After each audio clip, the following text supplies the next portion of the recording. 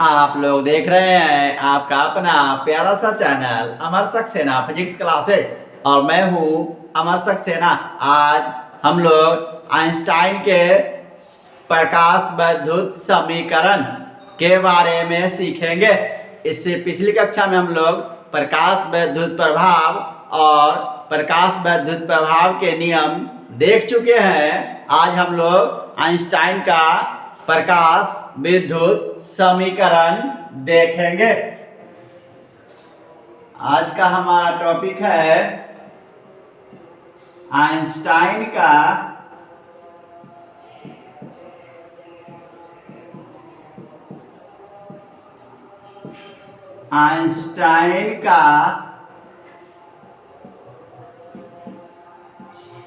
प्रकाश विद्युत समीकरण। आइंस्टाइन का प्रकाश विद्युत समीकरण। आइंस्टाइन्स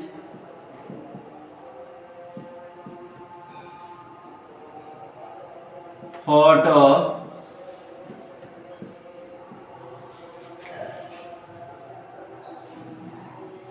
इलेक्ट्रिक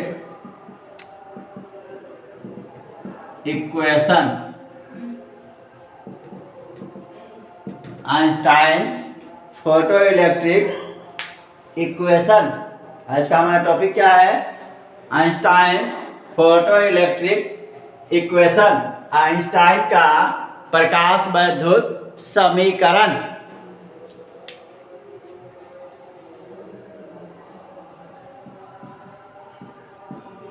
आइंस्टाइन का प्रकाश विद्युत समीकरण क्या कहता है कि जब भी किसी धातु के पृष्ठ पर कोई फोटॉन कुछ ऊर्जा से आपतित होती है, जब भी किसी धातु के पृष्ठ पर कोई फोटॉन कुछ ऊर्जा से आपतित होती है या फोटॉन आपतित होती है तो कुछ ऊर्जा इलेक्ट्रॉन को उत्सर्जित करता है और शेष ऊर्जा इलेक्ट्रॉन को गतिज ऊर्जा प्रदान करता है।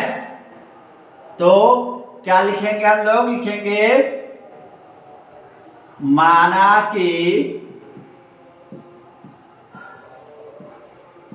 माना कि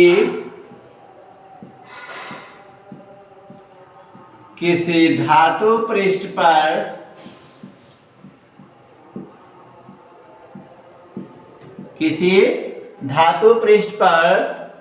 कोई फोटॉन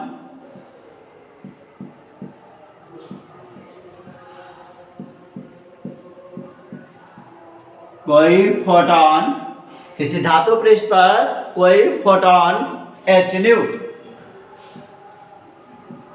न्यू ऊर्जा से आपतित होती है।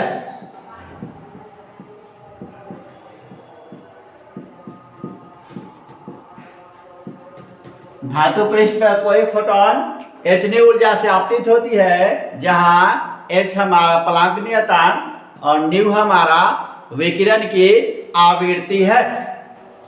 अब कह रहा है कि इसके कुछ ऊर्जा धातु पृष्ठ से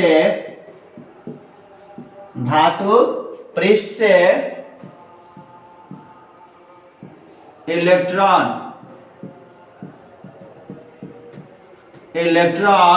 उत्सर्जन।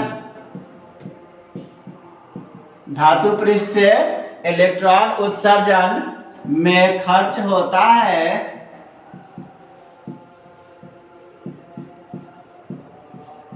इलेक्ट्रॉन उत्सर्जन में क्या होता है? खर्च होता है। कहता है कि इसका जो h न्यू ऊर्जा है उसका कुछ ऊर्जा धातु पृष्ठ से इलेक्ट्रॉन उत्सर्जन में खर्च होता है और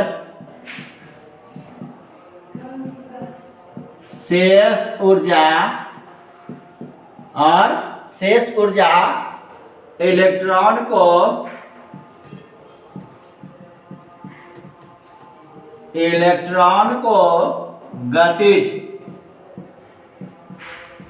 गतिज ऊर्जा प्रदान करता है।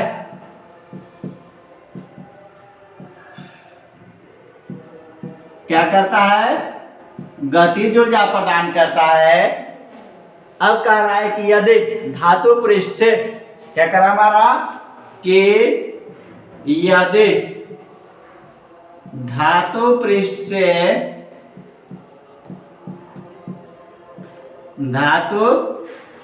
से इलेक्ट्रॉन, यदि धातु पृष्ठ से इलेक्ट्रॉन उत्सर्जन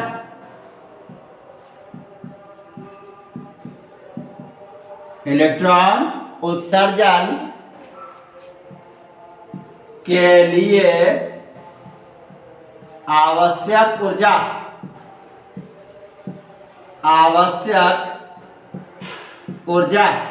धातु पृष्ठ से इलेक्ट्रॉन उत्सर्जन के लिए आवश्यक ऊर्जा, इस ऊर्जा को हम लोग कार्यफलन कहते हैं। कार्यफलन क्या परिभाषा दिया जाता है कि किसी धातु पृष्ठ से इलेक्ट्रॉन उत्सर्जित करने के लिए आवश्यक ऊर्जा को कार्यफलन कहते हैं। तो आवश्यक ऊर्जा हमारा कार्यफलन φ0 हो और महत्तम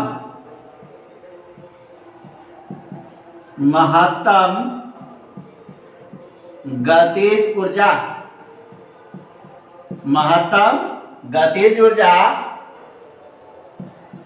1/2 mv max स्क्वायर हो।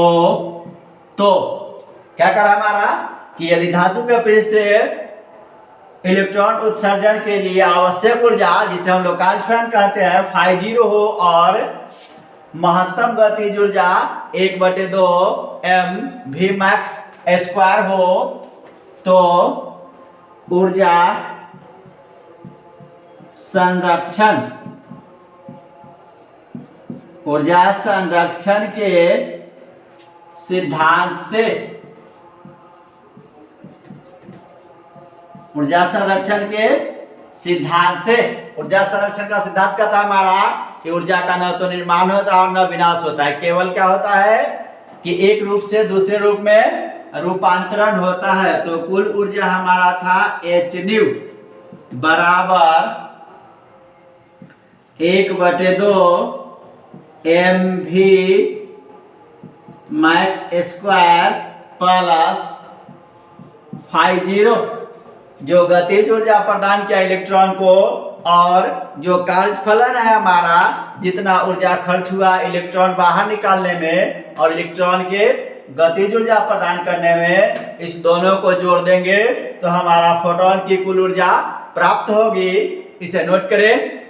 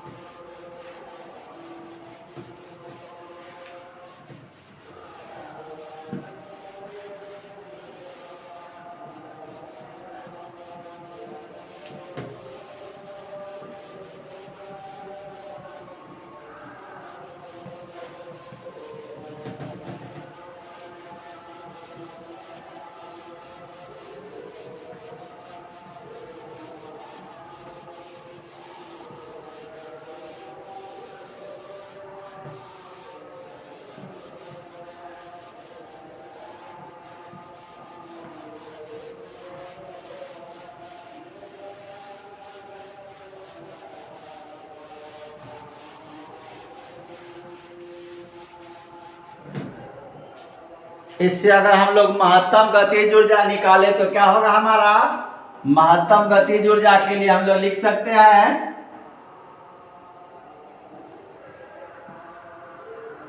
1/2 mv max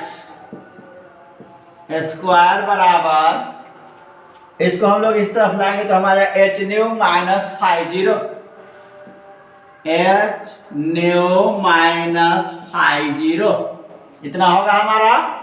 इसे हम लोग समीकरण 1 मान लेते हैं।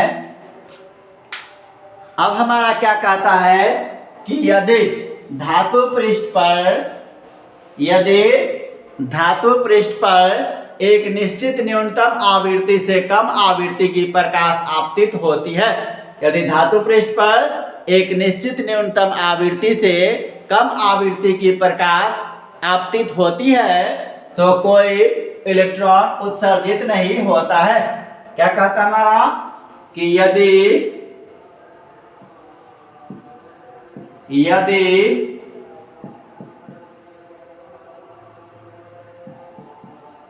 धातु पृष्ठ पर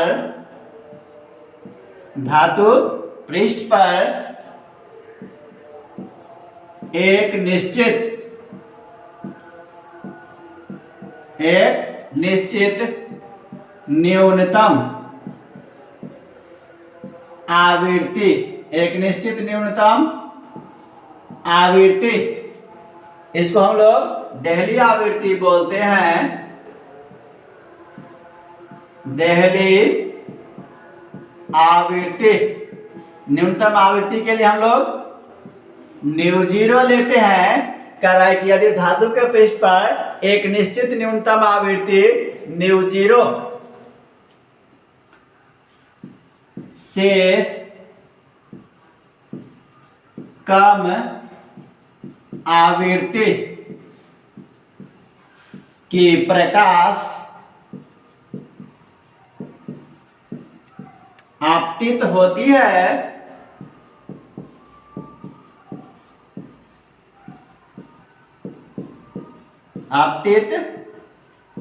है तो कोई इलेक्ट्रॉन उत्सर्जित नहीं होता है। तो कोई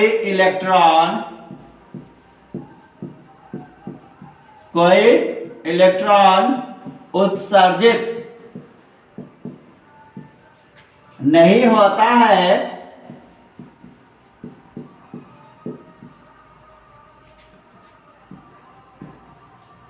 अर्थात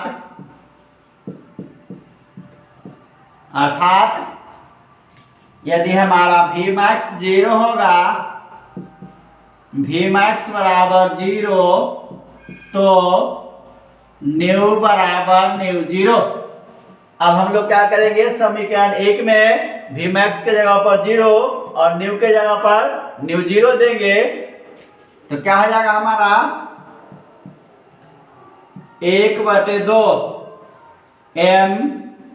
यहाँ Vmax हमारा कितना है 0, Vmax हमारा 0 है तो 0 का स्क्वायर बराबर h न्यू 0 माइनस 50।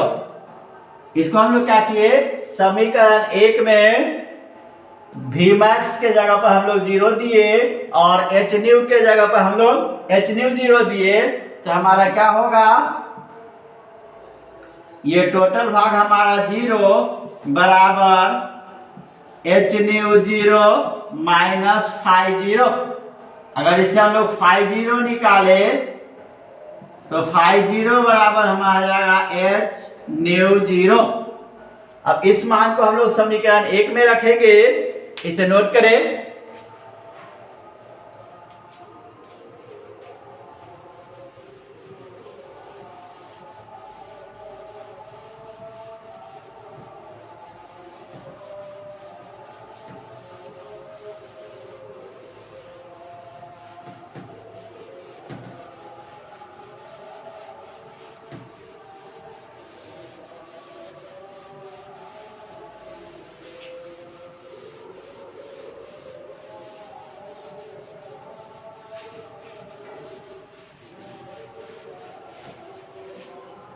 क्या करें हम लोग, समीकरण 1 में 50 का मान देंगे, लिखेंगे समीकरण 1 में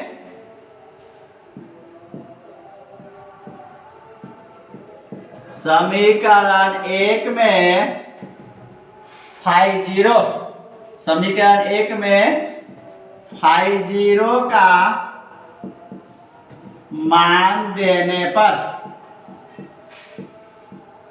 समीकरण 1 क्या था हमारा? समीकरण 1 था हमारा 1/2 mv max स्क्वायर बराबर h न्यू माइनस φ0। अब इसमें हम लोग φ0 की जगह पर क्या देंगे? h new 0। तो इसको हम लोग क्या लिख सकते हैं? 1/2 mv max स्क्वायर बराबर h new minus h new 0। इस दोनों में से हमारा क्या कॉमन आएगा? तो h कॉमन आएगा। इसको हम लोग क्या लिख सकते हैं? 1/2 mv max स्क्वायर बराबर h कॉमन लिए new minus new 0, new minus new 0। अब हमारा कहता है चूंकि न्यू बराबर c/λ तथा न्यू 0 बराबर c/λ0। चूंकि क्या करा हमारा? न्यू बराबर c/λ तथा न्यू 0 बराबर c/λ0। तो हम लोग क्या लिख सकते हैं? न्यू के जगह पर हम लोग c/λ और न्यू 0 की जगह पर c/λ0 देंगे। तो हम लोग क्या लिख सकते हैं? 1/2 mv max का स्क्वायर बराबर h c/λ माइनस c/λ0। इतना लिख सकते हैं हम लोग। इसे नोट करें। अब इस दोनों में से हमारा क्या कॉमन आएगा?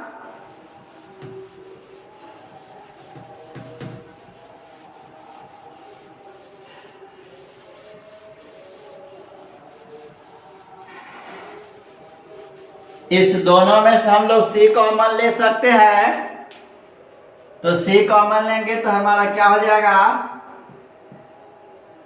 1/2 mv max स्क्वायर बराबर hc 1/λ माइनस 1/λ0। इतना होगा हमारा, जहां लैम्डा हमारा तरंगदैर्ध्य विकिरण का तरंगदैर्ध्य और λ0 विकिरण का न्यूनतम तरंगदैर्ध्य है। ये जो हमारा निकल के आया, यह क्या निकल के आया? ये जो हमारा होगा ये आइंस्टीन का प्रकाश वैद्युत समीकरण है। आइंस्टीन का प्रकाश वैद्युत समीकरण है। यह आइंस्टाइन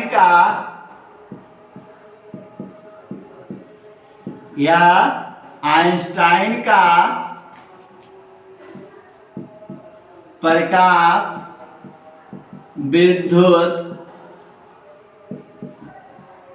समीकरण, यह आइंस्टीन का प्रकाश वैद्युत समीकरण है। ये जो इससे पीछे जो हम लोग पढ़े थे प्रकाश विद्युत प्रभाव और उसके नियम और ये आइंस्टीन का समीकरण, इस दोनों को मिला दे तो एक फुल क्वेश्चन बनता है हमारा, जो इंटरमीडिएट एग्जामिनेशन में 2011, 2014, 2015 और 2016 में पूछा गया है। इसे अवश्य रूप से देख जाएंगे। इन दोनों को मिला के क्वेश्चन बनता है, इसलिए भाग 1 और भाग 2 कर दिया गया है। इसे अवश्य रूप से देख जाएंगे। आज के लिए इतना है, मिलते हैं फिर अगले वीडियो में अगले टॉपिक के साथ।